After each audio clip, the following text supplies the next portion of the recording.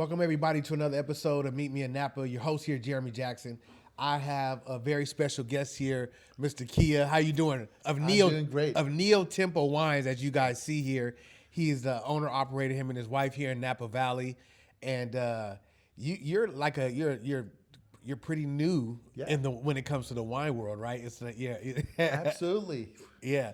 So I love that. We met through the barbershop, of course, where I meet a lot of people, right?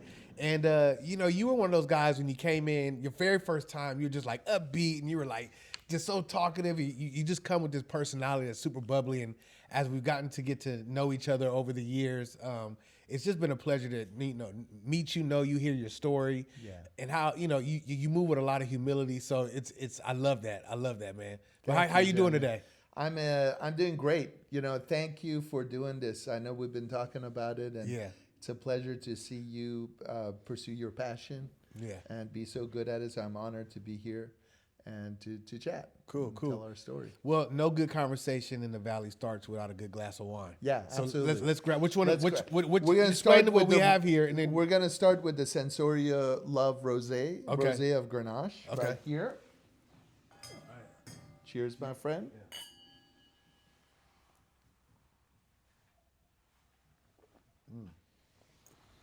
And this is a rosé. This is a rosé of Grenache. This is actually a very special project for us. During the pandemic, we were thinking about what's going to be the wine that we would serve when it's all over and we get people out of their homes and back into parties. That's where the name Love came from. Okay. And we're predominantly a Cabernet house, but we wanted to do a white style wine that's complex, and rosé was a natural choice. Yeah.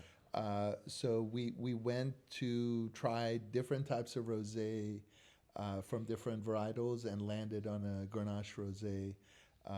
Tony Biaggi and Adrian Halpin, who make our wines, just came up with something that's very special, very structured, very unique, very different.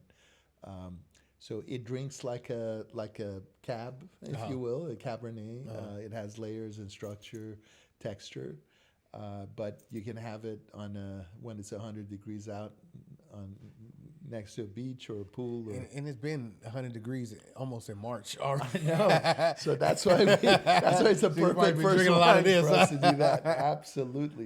Absolutely. So, Kia, let's get a little bit about who you are. Yeah. What's your origin story, and let's talk about how to led up to even to getting these bottles of wine. So I think Napa, for me, the first time I came to Napa was 1989. I was a student at UC Davis. I wasn't studying viticulture and enology like a lot of people here. I was studying this thing called computer science, which at that time really was not a thing. Yeah.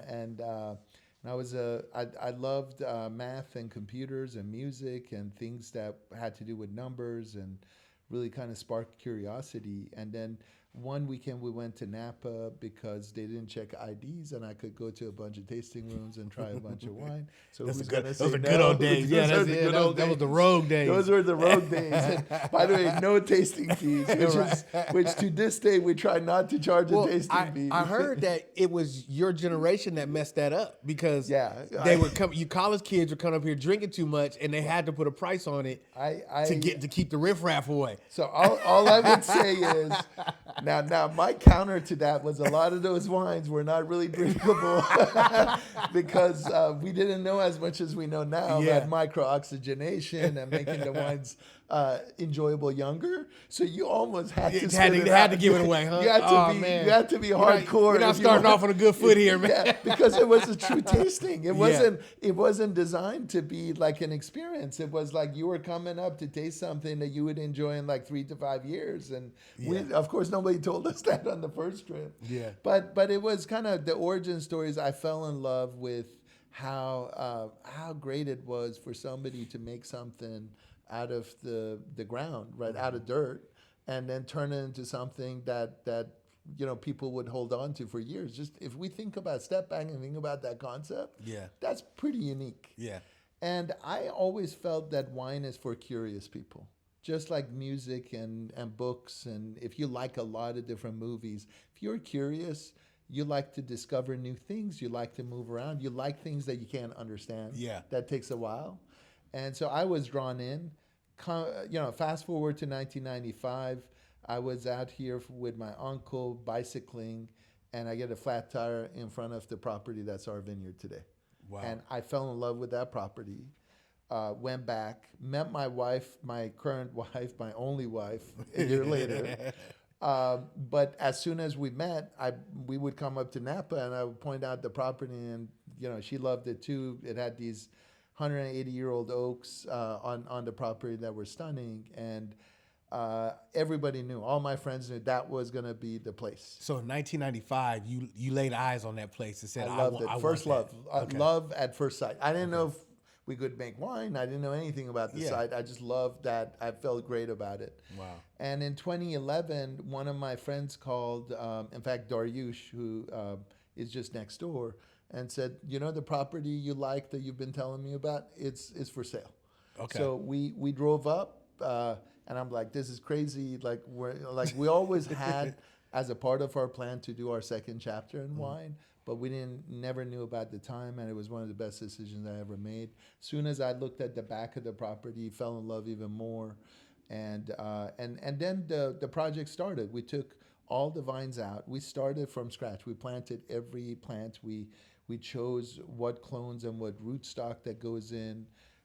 Really, for Tracy and I, this was our, kind of our focus project. We named the vineyard Kiatra, so Kia and Tracy. We treated it really as a family vineyard, similar to what I had seen in the 80s, late 80s with Dick Grace and Grace Family Vineyards. Small vineyards that a family can live on and have it become a vineyard. And our focus in the early days was just about the grapes. We had no intention of creating a label or putting our name on it. That came much later. NeoTempo came much later. So the job number one was grow grapes, sell them to really good winemakers that could make a great wine. And Elias Fernandez is one of my heroes, one of the national treasure in Napa, Schaefer's winemaker. They took our fruit for a couple of years, and he gave me a lot of good advice around the viticulture and farming. So the vineyard was the priority for the first 10 years. We didn't launch our first inaugural vintage of our own label until 10 years after we had bought the property. So in 2021. Yeah. That doesn't happen often. Yeah. That people come in and just want to geek out. Wait that long. And wait that long. Yeah. And so it wasn't, when you first bought it, it wasn't planted yet.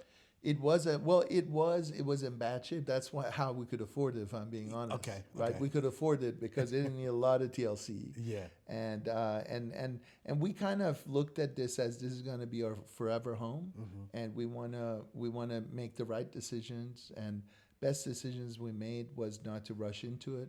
We brought in a lot of really smart people like Mark Neal from Jack Neal and Son, who helped me plant the vineyard, and then a set of other folks that knew what they were doing in the business. 90% of when you're new to something, you got to ask the right question and be humble and learn, and not just try to kind of push your way into a new space. So you started off with the story. You said in '95 you saw the place. 2011 you bought the place. What was your career span between those years that led to you being able to get a place in Napa Valley? Well, let's put it this way. I rode the wave of internet and technology. Okay. So I was lucky. Part of life is around showing up, and part of it is around being lucky. I was lucky enough to be in Silicon Valley with the right teams to build a lot of what we now take for granted. Like I remember showing up to the 49ers on the first day that their website went live, because nobody knew what a website was going to be like for a sports team. Yeah. Like we take that for granted. I was there. Like I have a photo of myself with the trophies. But when that site went on, I was there when Google launched. And I worked for a number of companies. I was their chief technology officer, so I was a product guy. I was an inventor. That's part of what I've been doing. Led teams from startups all the way to public companies. So I've gone through that journey multiple times. But in the back of my head, wine was the fuel for that innovation. Always, always. We would celebrate big releases with a nice bottle of wine. I named projects internally within my companies as brands.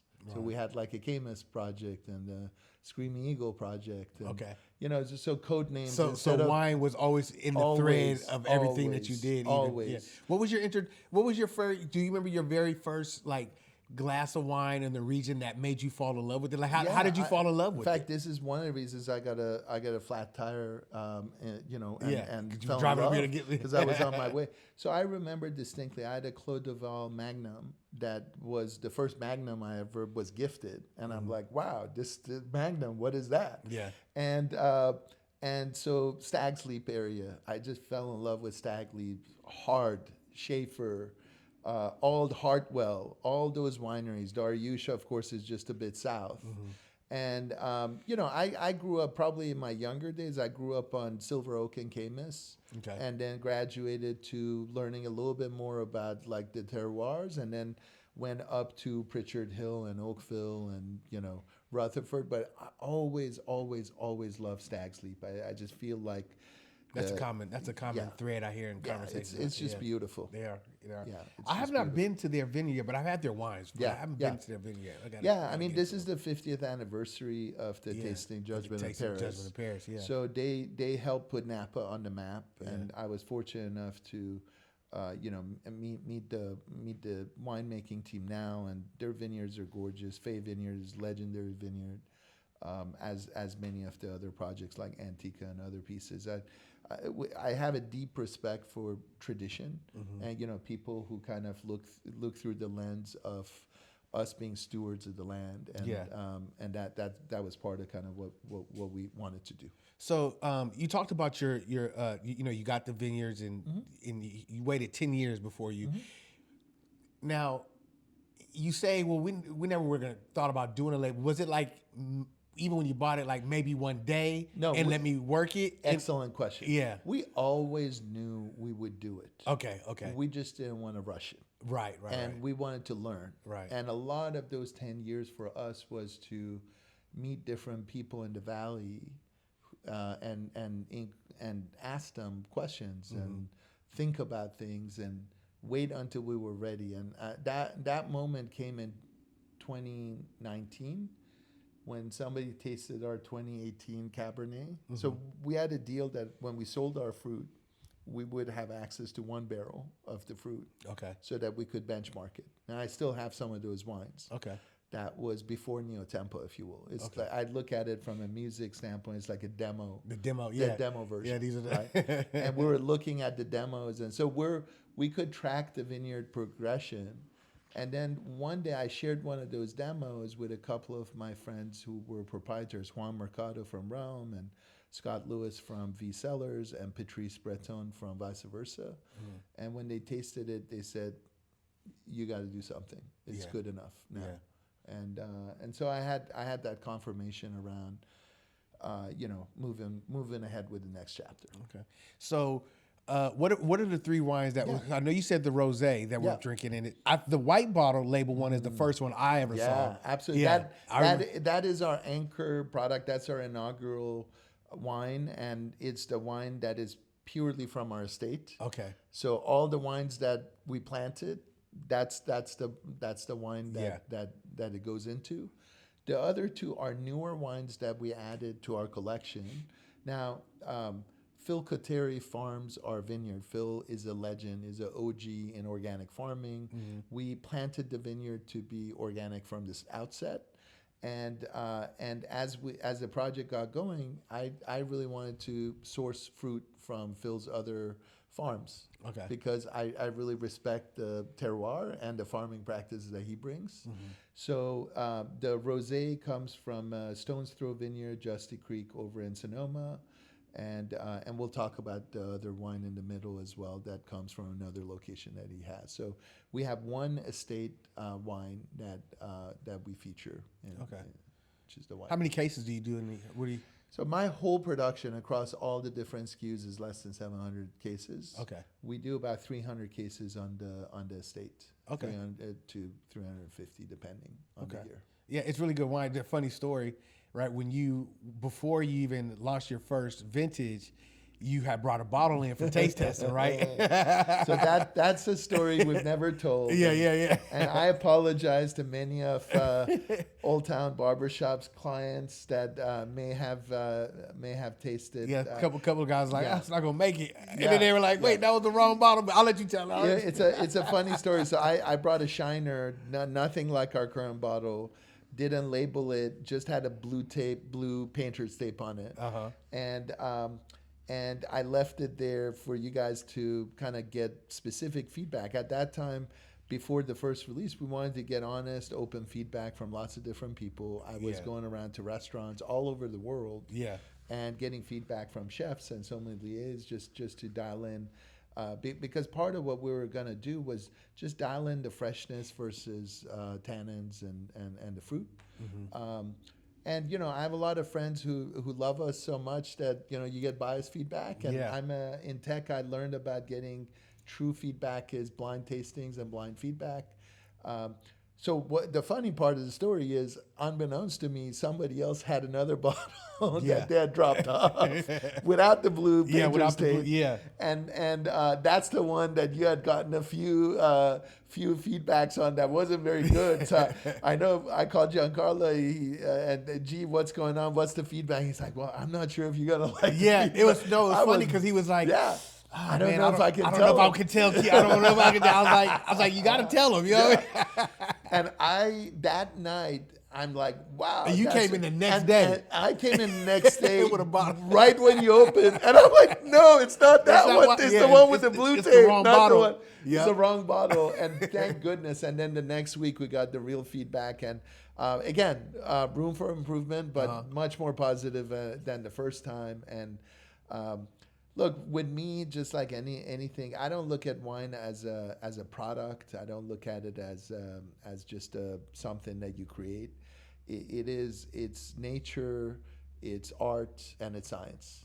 And all great wines are that way. And as long as you intentionally try to do something that stands out, you'll find your tribe. I'm very much against formulaic, hey, we're going for this taste or that palate. I like to focus on what nature gives us, which is from a vineyard, from a site. So all of our wines today are vineyard focused. They're very much. We have one vine the rosé uses maybe 3% of Grenache that I took from Justy and grafted on at Napa just to add a little spice.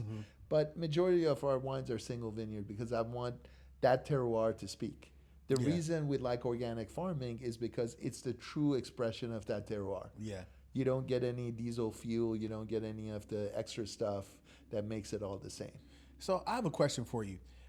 There's a lot of, over the last probably maybe 10 years or more, there's a lot of guys coming up here from, the tech industry, and they come and they're doing the wine thing. And there could be, I guess, some clashing in the valley, right? 100%. But not to get into like any controversy, but what I wanted to ask you is, how has being in that world now coming into this one, what do you bring over, and what are the differences that you face? And because a lot of the times you build something and then you put it on the market and you're looking to scale it, right? But this one, you're dependent on the rain to fall, the sun to shine, not to get too hot. You're depending on elements, things that are not out of your control. So how do you use your expertise and your skills to vary from each side? So I think the 10 years I spent watching the vineyard change, and again, I want to be very clear. I'm not the farmer that's in hands-on. I tried that. I tried to do everything. That's not my thing. But no, and I'm slower, and because half the time I'm trying to ask the why. The why. Why is it like this? Why would we prune this way? But I think that gave me a deep appreciation for the expertise we have here in Napa Valley. I completely believe we're at the forefront and have been the forefront of viticulture, right? And we set this is the F1. This is at the top of the game, and so for a lot of people who come from the outside, they're so used to being good at their game, and they want to force things. I have something that served me in life, throughout my career was we have a saying called hire the best and trust them. And so I spend more of my time picking the team members and really being thoughtful around who is farming, who is making the wine, who is making those decisions, and then giving them a creative environment that they can do things that maybe the other projects they work on didn't let them. Removing constraints. Because I do believe that some of the best things come when people are free and they can make decisions without constraints. I mean, innovation, I think that's kind of like the thing is like in from the tech world, everything's about the next thing. This one drop, but next year has to have improvements and work better efficiently. So with wine, I think that's pretty exciting, especially for someone who might have been repetitionally doing the same thing for 20 years, right? 100%. It's like, oh, now I get to try something. Well, this is a very hard business, and I think people are risk averse because they don't want to lose the whole crop. It's like if it ain't broke, don't fix it type of thing. Well, and also they don't have, I mean, again, we come from a different mindset that says, look, if 1 out of 10 startups make it, but that one is great, it's okay. So a lot of people kind of are okay with 30% success rate. 30% success rate is bad in anything other than baseball. Right. Where you can have you can hit. So, you go to an all-star game, 30%. Yeah, exactly. So I look at it as a lot of I think where the failures happen from projects that I've seen from the outside is they come in, it's a vanity project, they hire a team of rock stars, there's no team chemistry, and the project, and they're expecting the thing to work, and you can't tell Mother Nature what to do. So you have to be patient and kind of understand that we're dealing with biological things that you can't control. Now, some of the innovation that I think that I see with your brand, there's two things that I see that are very innovative about what you're doing, with your approach. One is the shaping of the bottle. So, I mean, you can see here, it's a hexagonal shaped bottle, which I've never seen it prior to. Like, how did that inspire? How did that even thought come about? And why did you even feel bold enough to do it? And what do you think the response in the industry is of it? Yeah, so I want to, on the record, say that we didn't set out to say we're going to create a bottle that makes us stand out. We started out by saying we wanted to build a brand that was very sustainable, and we started looking at lightweight bottles because, as many of you know, the bottle weight has a massive impact on the carbon footprint of a winery. And not only that, I got tired of paying extra for shipping heavy bottles, right? It makes no sense. More bottle than heavy wine. Bottles are terrible. Like, it's just terrible. Honestly, I love Magnums. Don't get me wrong, but for $750 to be heavy, I just don't. I think we're crazy if we think the audience and the market loves that, because that's been proven. Multiple critics have talked about it. There are places that they don't even review the wine. Europe passed a bunch of laws that you can't put the wine. I mean, again, I think when I knew that for a new brand we're gonna have to go light, I started looking at lightweight bottles, and quite frankly, a lot of them are too flimsy. They break. We're a D2C business. We have to ship wine. So shipping became pretty important. And like I said, the curiosity led me to iterate. And these days I have a 3D printer. We did 40 different iterations of the bottle. We designed the bottle. We didn't know if it would work. And then I ran some testing and did some drop testing. And I said, actually the hexagon is the strongest shape. Because what we're doing is we're basically, so that has a function, which is around it being strong, it being able to pack very densely, and then also it being able to be labeled. by machines and by hand. Yeah. And that's a hard thing. And that's I was about to say, how did the labeling part go? So the two wines that you see here and the back label are all machine applied. The front label, I just love, this is not a requirement, I just love the thick piece of paper that's triple embossed, no ink, and that's hand labeled. So every person so no one bottle is going to have the same precise. Yeah, I mean, it's going to be. We have that precision. Okay. It's just that we wanted to show that the bottle will work in mass quantities and it can work in an artisanal. Every bottle is separate. Why are bottles round? You know? I don't know. I had to ask that question. That's where we started. Why are bottles round? Never thought about it. Yeah, and the reason is that 100 years ago, they were blowing each of the bottles by hand, and they would have a shape that would be kind of round. So when they first built the bottles, they came up with molds that imitated the hand-blown bottle, and each part of Europe has their own molds that they go with. So you see a Chateau de Neuf, and you see Burgundy and Bordeaux.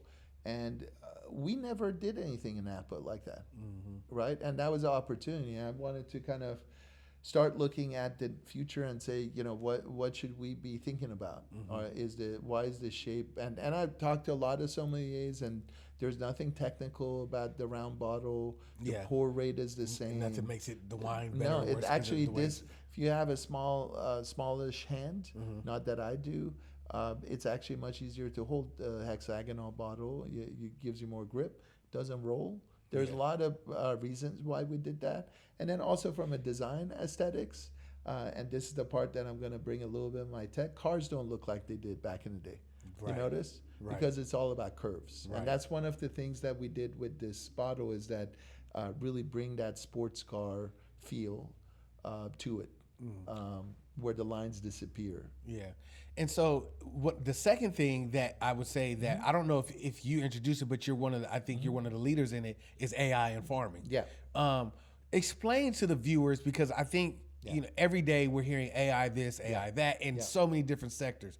What does AI in farming mean? What does it look like? And probably the biggest question is it going to take people's jobs? Right? Yeah. Well, let me start with the latter. So I think if we don't watch out, it will definitely take away a lot of. It will definitely impact people's jobs. We were very. Again, I start with the why, like anything else. Why AI in farming? And really, I start with how we managed the vineyard in those 10 years before we launched the brand.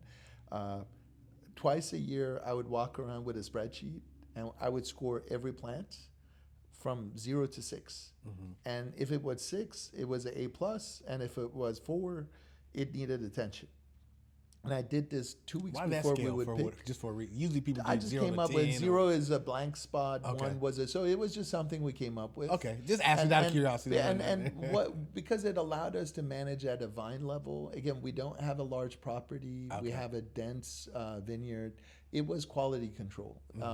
Lot of optical sorters and things came out of quality control. So then I took a wine exec course in 2021, met my co-founder, Professor Mason Earls from UC Davis. He teaches precision viticulture. I asked him what's the best sensor I could get for my vineyard, and he said it's the farmer's eye. And we connected. I showed him what I was doing. He showed me what he had in the lab. We created a company called Scout and brought the power of computer vision and AI to effectively be able to scan a vineyard. It's like an X-ray on the vineyard, identify areas that need more attention. Now, those are superpowers for farmers. What we do with Scout, nobody can do today unless they send out a crew of people with tape measures, measure every vine, and look for everything. Right. So we're not replacing, we're amplifying the workforce that's there and helping them do more and automating some things that they don't like to do. They don't. Nobody that I met loves to do vine counts. This is like manual inventory of vines. You're going out there and with a clicker and clicking. Right. So we automate that. We can do that 4 times faster than a human on an ATV and collect 20 times more data. And then the analytics starts showing you patterns on where you need to focus.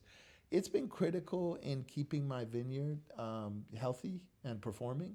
It's one of the things that helps us make a better wine every year because we grow better grapes every year.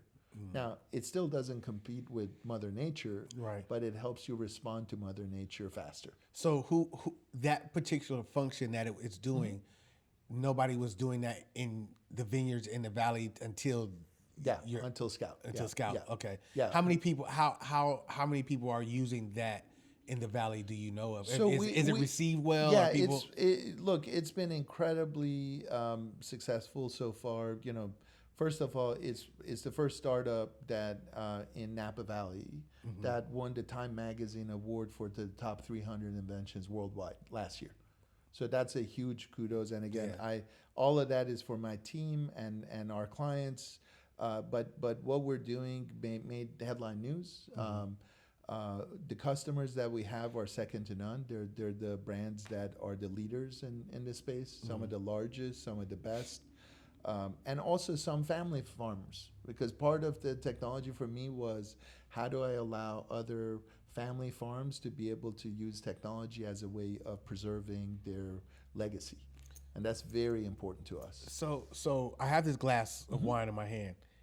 The vintage before Scout did it and the vintage after it did it, what is going to be the consumer experience?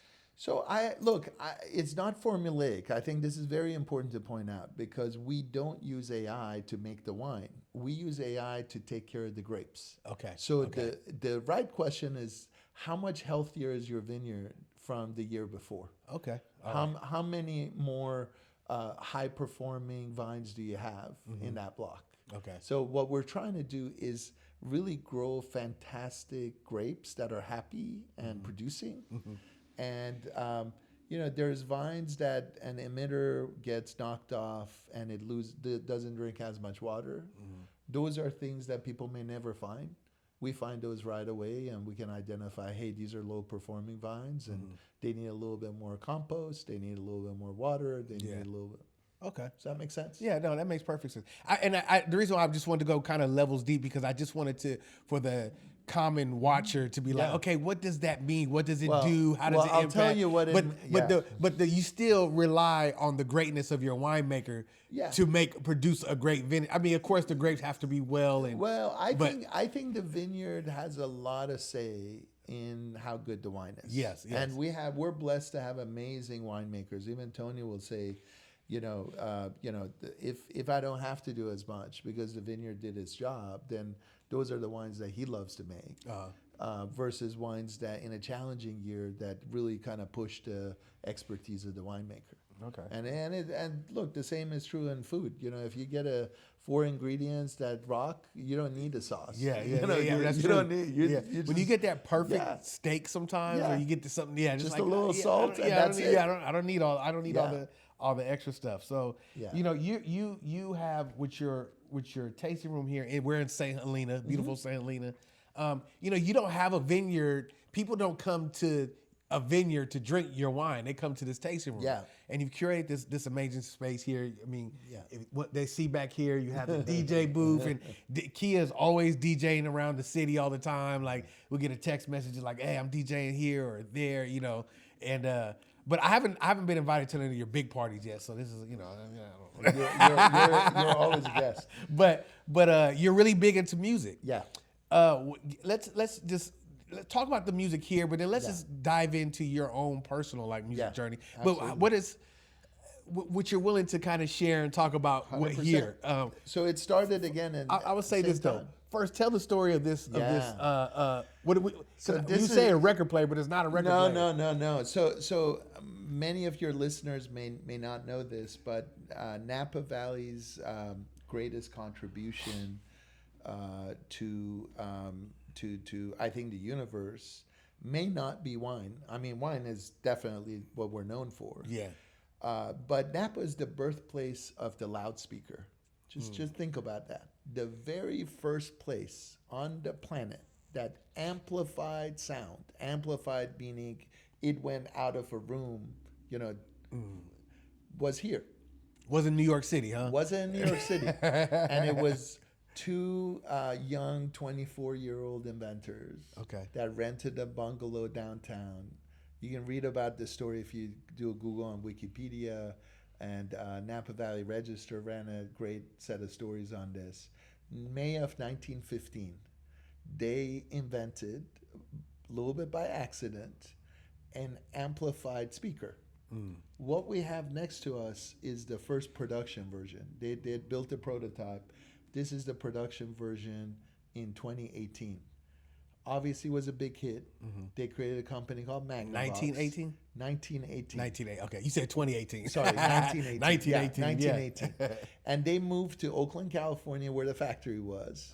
Made a giant factory, and they started shipping these all over the world and started this revolution around speakers. So I'm a big music guy.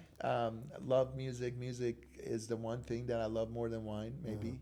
And I was always a DJ curator. I love all genres of music. And for me, it's not just about the BPMs or the keys. It's about the mood that the music can immediately set. Yeah. And so we wanted with NeoTempo, part of the name of the brand is around it's musical, around a new tempo, tempo, and changing the tempo.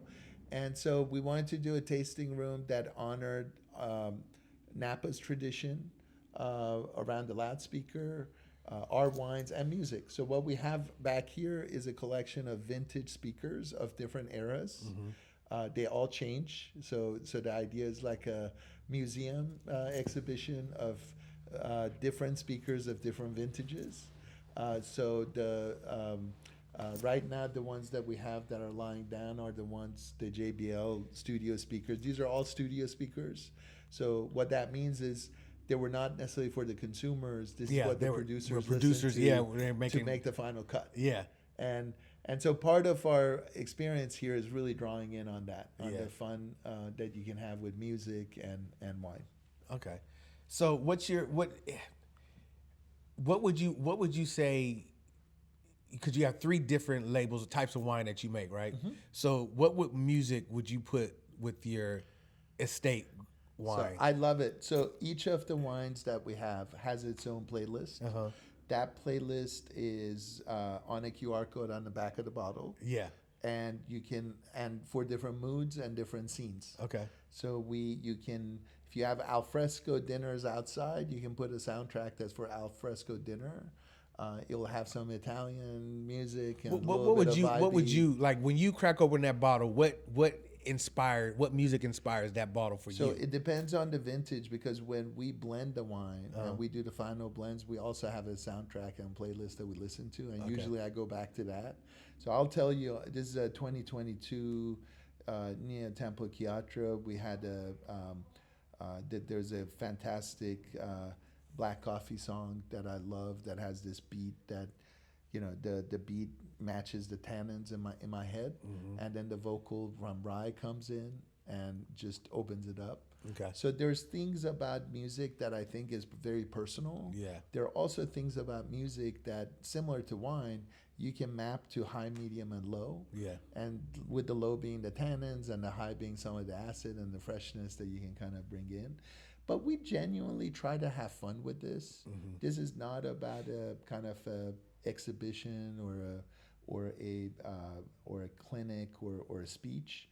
We have fun, diverse soundtracks that we have curated, human curated, not algorithms, not AI, because I don't think AI understands the mood of a person. I'm not a fan of the AI music. I'm not either at all.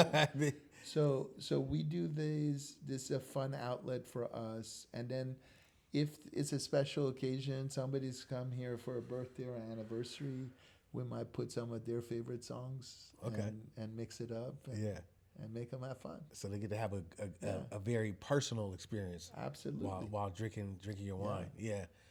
So you want to share a little bit about the chairs we're sitting in? Yeah. What's up with So these chairs are iconic. For me, I grew up with the Maxell ad, with the blown away Big guy. Maxell, yeah. So these are the chairs that was in that commercial. Wow. And we had How to did you track find it down. that? Wait, look, there, curiosity. There's a will, there's a Again, way. Yep, curiosity. A lot of photos and a lot of image searches on Google, and you kind of land on the design. And yeah, I would say, look, we want to pay homage to what came before us. Mm-hmm. So when you're a new brand and when you're doing a lot of new things that nobody's ever kind of done, it's natural for you to almost kind of wipe away the past or not want to be associated with the past. We're the opposite. We respect and love what came before us. Yeah. But we want to do our own thing. Yeah. And just like they did their own thing. Yeah. Out of respect, actually. Yeah. For a lot of, so I love when I meet some of the legends in the Valley, whether it's Beth Novak at Spotswood or Ren Harris at Paradigm or, Dariush, all of these folks at different times. Yeah. Were mavericks. They did things that other people didn't do. Right. And right. they stood out by doing that unique thing. And out of respect for that ethos, we're not afraid of being a little bit different. And, not everything works. Sometimes if it doesn't work, it's okay. Again, it's better than the 30% chance that I'm used to. Outside of Napa Valley, what is your favorite wine to drink? That's a tough one. I mean, I love Italian wines. Tony Biaggi and I think one of the things that we really locked in on was he and I both love white Burgundy. We both love Italian wines, and from Barolos all the way to even Super Tuscan. So we definitely take inspiration from the outside, but to some degree, I don't want the outside, the old world, to influence us too much our winemaking. Yeah. Because I want to be proud to make a Californian wine, in our own style. You said something one night, I don't know if but we were talking, you were like, when people come to Napa, they want to drink Napa wine. Yeah. Right? And you were kind of like, why do we have so many Italian wines on our list? Well, I think this is a little controversial, but just being very open, when I go to Hawaii, I'm not going to get Alaskan salmon. Right? Right. Because I can get that in Alaska or in Seattle or somewhere else. It's all about immersion into that culture. Mm-hmm. And I feel what we've done, maybe for the right reasons, is our restaurants here I don't know of too many restaurants that are Napa only or California only. Mm-hmm. And I think that's a statement. Our business needs help. We need to be proud of who we are. Mm-hmm. That's not to say, France or Italy are not great. They don't make great wines, etc. But I can tell you, every time I go to Europe, they don't have California wines. Mm-hmm. So it's not reciprocal. It's not like they're saying, oh, we got to show California. When we were in Italy a couple of years ago, and we were at this restaurant, and I told him I was from Napa, and I told him kind of why. He was like, oh.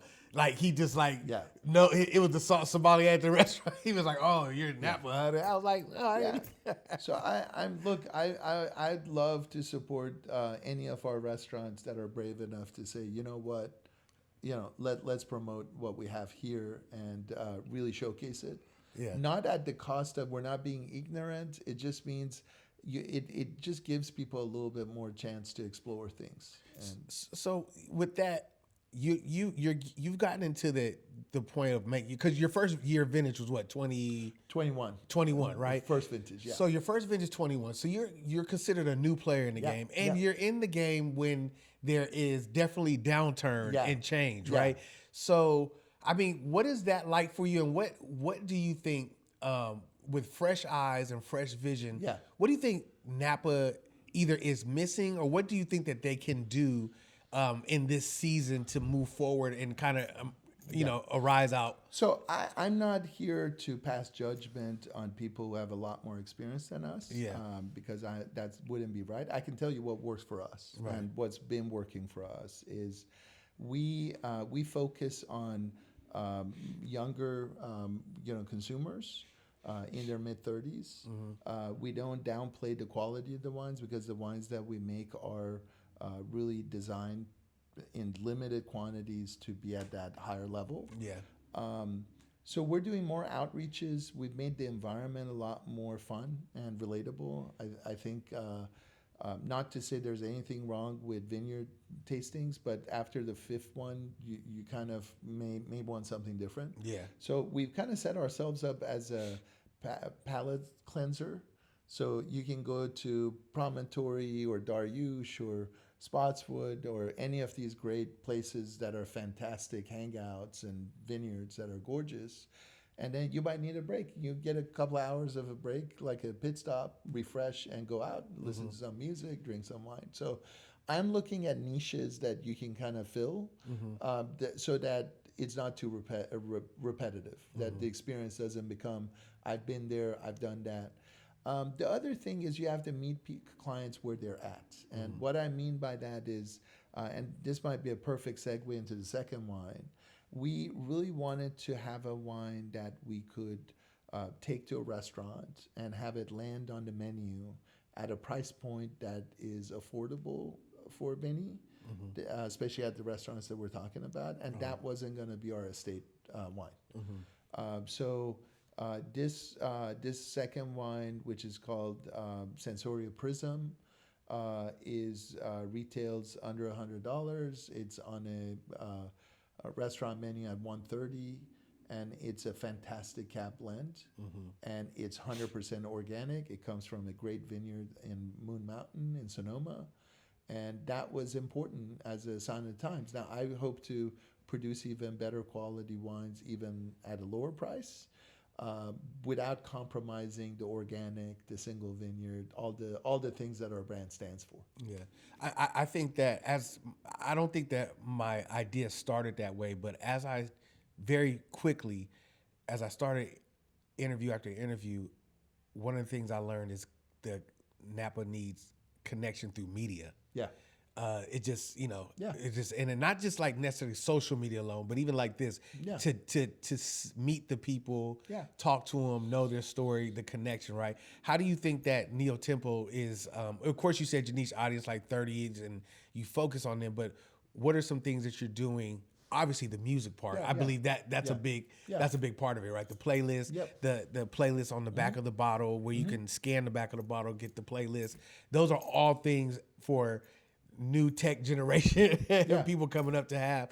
Are there any other ways that you feel like you connect with future consumers or, in any other way other than that? Yeah, I mean, when we do an event, we try to not make it just a regular wine event. So we bring in artists and we bring in chefs, and we just try to do experiences that are once in a lifetime or one time.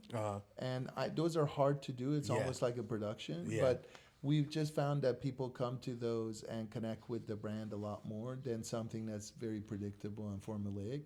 We're small, so we're using our size as an advantage.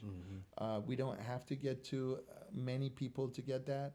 Also, we have a very authentic brand voice, and what that means is Tracy and I basically virtually write copy on our website. All the social media posts are us. We work with a lot of very talented creatives, photographers and label designers, but almost all of the project goes through a couple of people. So I think that comes through when I can talk about the post from 3 days ago that just came out. Like, so to me, and again, I'm not sure if that's a big business strategy. That's why I'm not in the business of recommending strategy for other brands. We know what works for us. You're just more hands-on for the top down, basically, just through the whole process. We want to make a small boutique project work. And to do that, you need capital and you need resources to start. But then you need engagement and you need to be authentic. And that's kind of what's been working for us. You got an award last year. I can't remember the story. It was with was he a photographer or something? Yeah. So I actually, it's embarrassing. The bottle won an award for its design. That's right. And then we got an award for the label on the bottle as well, separate award. Okay. And then the wines have always historically been very well received by the critics. which again, I didn't do this for the scores, but it's great to have us get invited to, for example, the Napa Icons event with Antonio Goloni. Our project was named the most exciting project worldwide by him in 2023, which was a big deal. We didn't even have a website at that point, and we had 400 people who emailed us and jumped on the list.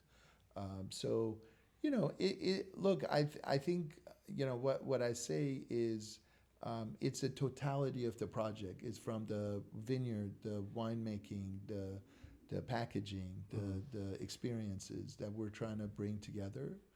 I recognize it's a short time, but we've done a lot in a short time. A lot of effort has gone in. Yeah. We didn't just back off and say, okay, we're good enough at this point. Let's just coast and see. Yeah. And I'm even more excited about the future, even though these are not great times for kind of the industry as a whole. As I look at some of the numbers, the wines that are made from organic grapes continue to outpace those that are conventional. They're growing. We've experienced a good growth year over year, both in the last 2 years. And a lot of it has to do with the fact that we're meeting new people and we're doing things differently. So if somebody hasn't come to our tasting room, they come to the tasting room, they get blown away, they're going to recommend us to their friends. Word of mouth is huge. Yeah. And that's actually our first marketing. Yeah. Well, one thing about being here is great is when you come here and get a drink and you're done, there's a lot of great food right when you walk outside just to go out and have your good bite to eat. So you're in a nice location here absolutely. downtown. And some of our favorite places like Brasswood is up north. And, you take anybody to Brasswood, they have the mozzarella and like, who doesn't fall in love with that? Between the food and how they present it. So, we had a very fun event with them during Valentine's Day weekend where we had an art pop-up and multimedia and music. And again, things like that maybe a traditional wine brand would just do I'll pour my wine with some food. We try to kind of go a little bit extra, so that we can kind of make it an experience for for people who are going to come out. Cool. Well, Kia, as we kind of talked about a lot, as we wrap up, what would you like, the people who are watching this to hear about your brand, your wine? Is there anything that you want them to know specifically, that they haven't already heard, that we haven't already talked about? How optimistic you about tomorrow? Just whatever that may be. Well, I think, look, we're all living in a time period where there's a lot of doubt, a lot of negativity, a lot of, quite frankly, worrying trends out there. Whether it's politics, whether it's just the humanity kind of is not in a place where people are just saying, yep, we look ahead and we see a lot of optimism. I think what I found is creativity and relating this back to human things that we all love. We all love music. We all love wine. We all love food. Those are the things that helps us find our center point and find the path forward. Because wine's been around for 8,000 years. Yeah. I hope it will be around for another 80,000. Someday we'll toast on the moon or the Mars or whatever. Yeah. I guarantee. They literally just flew the rocket up. Today was the day they launched up. I guarantee you they're gonna have a glass. So what we got to do is just kind of go back and focus on how do we give our clients something better. And we love the community that we have here. We partner with a lot of different brands, but we're just trying to do something that's a little bit unique and different, and kind of. Are you having fun? I'm having a lot of fun. Most fun I've ever had. Is it more fun than the last industry? No, I think it is. And look, I'll say this: there are things that we can learn from that industry around the pace and not being afraid of reinventing yourself. I think tech brands were not afraid of changing who they were. So you look at a Netflix, it started out with DVDs and they disrupted themselves by going to streaming. Yeah. You look at Apple and it was known as a PC like a Mac company and became a phone company. So we look at Tesla, right, becoming whatever Elon thinks they're at. That part is good. I think the part that I also don't want to lose from the wine industry is the deep tradition that we have and the commitment to quality. So I keep coming back to Napa is at the centerpiece of kind of leading the U.S. Quality. I think we need to kind of remember what got us here was a little bit more of that personal touch. How do we welcome people here? My biggest gripe that I'll go on the podcast is having more affordable options for people who want to just come here for a night or two. Yeah. That's a huge problem, I think, for Napa Valley. Yeah. We partnered with the hotel next door. But again, we want more options for housing, for people to just be able to take a weekend and come up, because that's what Tracy and I used to do. And it's much harder when you're spending $600, $800, $1,200 on a room. That's interesting you say that, because all the stories from generation old, they always say we were in college and coming up. You don't really hear that. You have to wait till you're 30 and you're making six figures. And, you know, you're at the apex of your and it's a splurge. Yeah, and so that was the driving force of the industry. You know, 20 years ago. Now it's like, there's definitely a disconnect that needs to be addressed. Yeah, that's something that the community can work on. Maybe we increase the permits for Airbnbs. I just feel like the market forces are not working there, right, for whatever reason. And the prices are high, and that takes away business and visitors away from us. It was eye-opening for me to be in Paso just last week and see how great their scene is. And one of the things about Paso is the affordability of housing and lodging. And great hotels at under $200, under $300, so they can get people that just make a decision that week we're gonna to do say, that. hey, let's go this weekend. Let's go. You can't do that in Napa. You just can't. You could when I was growing up. When we were coming up. Well, thank you for sitting down with me today, man. I really appreciate it. You know, like I said, it's kind of funny, like when I'm see people all the time and you got to sit down and interview them. It's like, I know you know. But it's your story is one that I wanted to tell, because not only am I, touching on a lot of legends who have long history, but I want to make sure that we're showing like the new players and the newcomers in the game and the future of what Napa not only is, but potentially could be, absolutely. And so we thank you for sitting down to Meet Me in Napa Podcast, Kia, and your wife. I gotta say something, because she has the name on the label, but what does she do besides telling you what to do? What is how deep is her hands in the wine process? She's full time on the project. Honestly, we couldn't ship a bottle without her. We couldn't. Half of my crazy ideas wouldn't come. She helps also visit, with the tasting room and operations, and she had a big hand in selecting the site, selecting the clones with me. We're a great team. That's why Kiatra is both of our first names, because really the project really is the two of us. So. Well, congratulations! Shout out to your wife. Thank you. She couldn't be here. She just traveled back from South Africa. She's from South Africa. She was visiting her dad, and she was a little bit jet lagged, but she wished us best and wanted to say hello. So, no worries. Thank you. Yes. We'll see you guys on another episode of Meet Me in Napa, man. Have a good one. Peace. Thank you.